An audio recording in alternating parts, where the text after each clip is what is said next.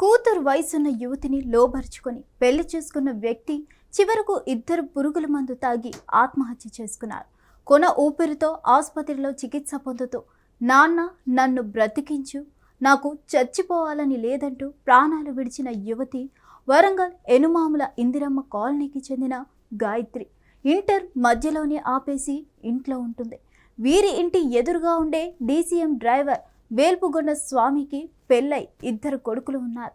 అయినా గాయత్రికి మాయ మాటలు చెప్పి లోబర్చుకొని ప్రేమాయాణం కొనసాగించాడు.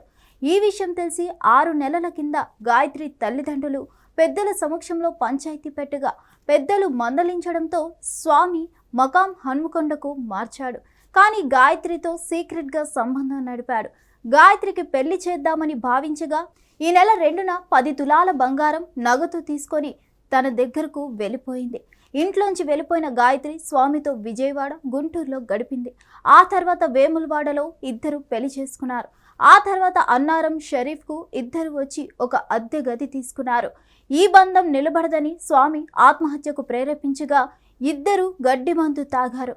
స్వామి అక్కడికక్కడే మృతి చెందగా కొన ఊపిరితో ఉన్న గాయత్రిని రూమ్ ఓనర్ వరంగల్ ఎంజీఎం ఆసుపత్రికి తరలించాడు. గాయత్రి తల్లిదండ్రులకు రూమ్ ఓనర్ సమాచారం ఇవ్వగా ఆసుపత్రికి వెళ్లిన తండ్రితో నాన్న నన్ను బతికించు, నాకు చచ్చిపోవాలని లేదంటూ గాయత్రి ప్రాణాలు విడిచింది.